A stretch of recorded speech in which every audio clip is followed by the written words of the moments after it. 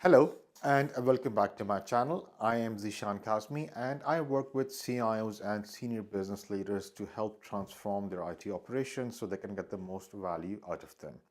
Now, speaking of operations, there are several key things to successful operations. One of them is the strategy and the processes which drive those strategy. The second element is the people, and the third one being technology. Now, I've made some videos on the strategy and the process side of things, and today I'm going to look at the people part of those things because people are key to any successful operations. And I don't think we are at that stage where we've got some sort of an artificial general intelligence which will completely take over how or what humans do. I think we are maybe 5-6 decades down at least from that time. Now, coming back to the people part, going back 50, 60 years, people would join a family business or they would join a company where they would stay, if not all, most of their career, and there any personal or professional development would happen in those particular areas. Now, with the way things have changed, people are leaving organizations, they are joining different companies based upon their interest or what challenge they're after. In fact, it has become so common that we have got a new term called the gig economy, where people are picking up projects in one area or maybe going to another company or another country or working remotely. So they are kind of going from one challenge to the next one. And when we're changing our roles so rapidly, we are changing our assignments or where we're working, the responsibility of our own personal development also then rests upon us. And hence, I don't think that we kind of give it as much importance as we should, because if we are not focusing on excelling on those key areas where we need to excel, then our value to our customer or our employer doesn't really kind of resonate with what they're expecting. And coming back to knowing about your, strong and weak points, again, the other thing which I believe very strongly is that either we don't really know what our strengths or weaknesses are, or if we think we do, a lot of the times we are wrong. And the reason we are wrong is that we have not taken the time to validate our own strengths and weaknesses by getting some honest and third-party feedback. And I know feedback is a touchy subject for some people because feedback is usually taken as part of the HR process within a company as part of your annual review, where you'll go to your colleagues or somebody else and you get some feedback. And some people just kind of see it as a corporate exercise and they don't really think about it as part of their personal development, which fails to bring the value it should bring. But feedback is really, really key. Just to give you an example, I mean, likes on a YouTube video or a Facebook post or an Instagram, they're all forms of feedback. And feedback is the only way where a company can tailor its services or products or its offering and then try to tailor it to a way which meets the needs of the target market. Similarly, I mean, again, being open about it, since I've been doing these YouTube videos, I've been speaking to a few people and trying to understand what is good in these videos, what things need to change, whether it's lighting or editing or the content, whatever. I'm talking to different people. Yes, it's opens me up for criticism, but it also allows me to get a chance to understand how people see that, which allows me a chance to grow. So feedback is quite key, which is what we really need to look at to try and identify and validate what our strengths and weaknesses are. But before we go down and get feedback, we've got to kind of keep in mind three things.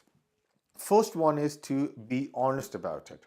A lot of times, because getting feedback or asking for feedback kind of opens us up, it makes us a bit more vulnerable. So we try to hide what our weaknesses are to justify it in one way or the other. But that's not right. That's counterproductive. That just defeats the whole purpose of getting a feedback. So you've got to be honest. Everybody has got their strengths and weaknesses, whether whatever it might be, and you may turn your weakness into strength one day, and then you move on and you find something else you want to improve upon. And that's how it all works, and that's the only way we grow as a person. So again, be honest about the feedback, and secondly, be forgiving.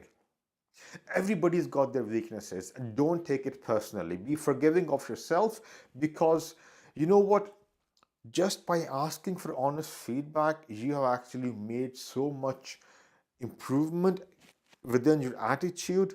You've already left a lot of people behind. So be forgiving of yourself. And again, being very honest with you, it may not seem so, but go back a few years and I had difficulty speaking to a group of people in front of me.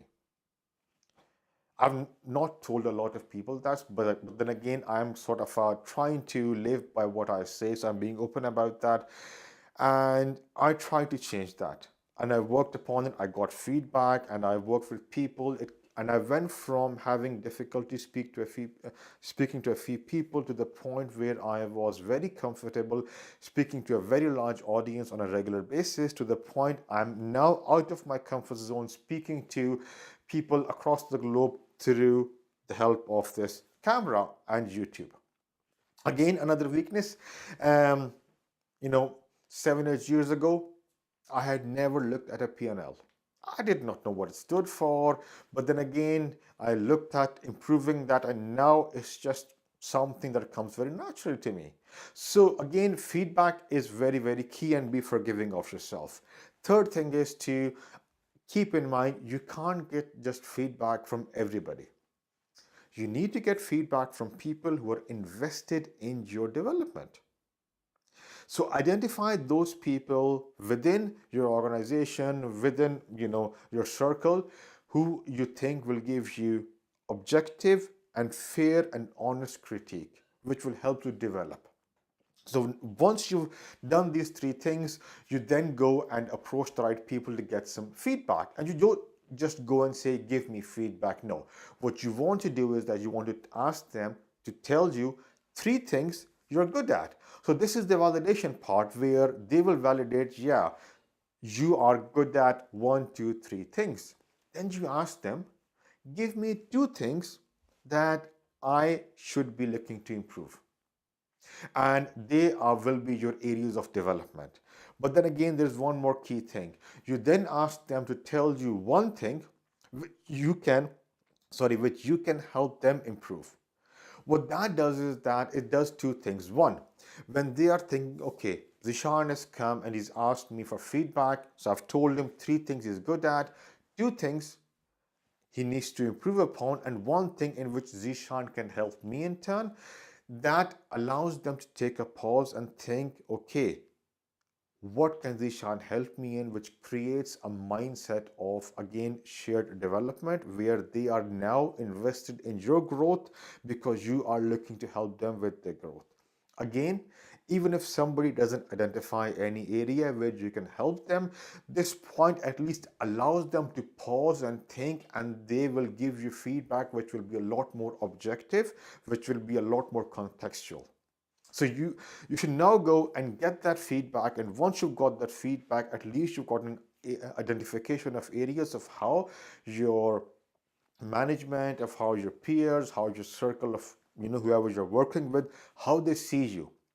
And then once you've done that, in the coming series of videos, I will look at of how to take that feedback and analyze them and identify the areas of development. Once you identified that area of development, how to actually grow in those areas, so you can actually chart and track and measure your progress in those areas. So I will be talking about these things in the coming few videos. So hopefully you like this video, and I would really appreciate if you can leave me some feedback. And again, subscribe to my channel so you are notified when I post more videos coming up soon. I may not be sharing all of my videos, which will come subsequently on LinkedIn. So again, please subscribe to my YouTube channel so you know when new videos and content are posted. And again, till next time, have a nice day, and I'll see you soon. Thank you.